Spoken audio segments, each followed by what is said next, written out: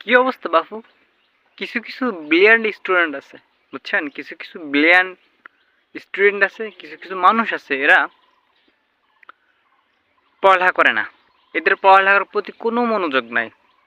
SSC exam আসুক আর HSC exam আসুক, এরা পড়তেই চায় না। মানে পড়ালেখা মনে হয় কি এদের জীবনের কি কাটা, কোনোভাবে এরা কি সেখানে পা দিতে চায় না, পড়ালেখা করতে চায় না। অথচ আপনি তাদেরকে বলবেন যে বিদেশ যাবে, পড়ালেখা করার জন্য বিদেশ যাব, মানে তারা পড়ালেখা করতে বিদেশ যাবে। অথচ বাড়ির পাশের স্কুলে তারা যায় না পড়ালেখা করতে। তাদের পড়ালেখা করার কোনো মন মানসিকতা নাই, কিন্তু এরা বিদেশ যাবে পড়ালেখা করতে, কিন্তু দেশে থেকে পড়ালেখা করবে না। আমি বুঝলাম না, বিদেশের পড়ালেখা মিষ্টি আর দেশের পড়ালেখা তিতে।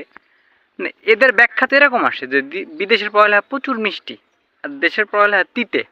প্রাইভেট হোক, কোচিং হোক, স্কুল হোক, কলেজ হোক, এরা যাইতেই ইচ্ছা করে না। মানে দেশে থেকে পড়ালেখা করতে ইচ্ছা করে না, অথচ বিদেশে যা পড়ালেখা করতে ইচ্ছা করে।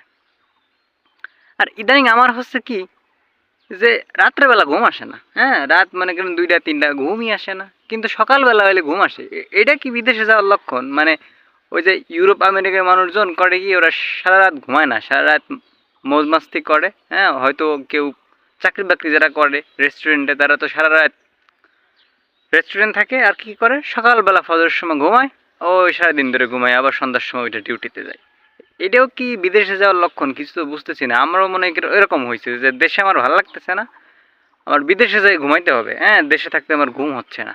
আমার মনে হয় কি আমারও এই ধরনের কিছু একটা ভূতি ধরছে যে না, আমার কি দেশে থেকে পড়ালেখা করতে ইচ্ছা করে না, দেশে থেকে পড়ালেখা করবো না, কিন্তু বিদেশ যায় পড়ালেখা করতে খুব ইচ্ছা আমার।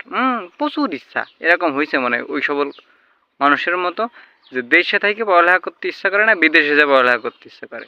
আমার দেশে থেকে এত সুন্দর বেড, এত সুন্দর ঘুম, না, সে কোনোভাবে আসবে না। সে ঘুম আসবে না, কিন্তু ফজরের দিকে যখন ঘুমেতে ওঠার সময় তখন সে ঘুম আসবে। আমি বুঝলাম না, আমার কি বিদেশ যাওয়ার লক্ষণ?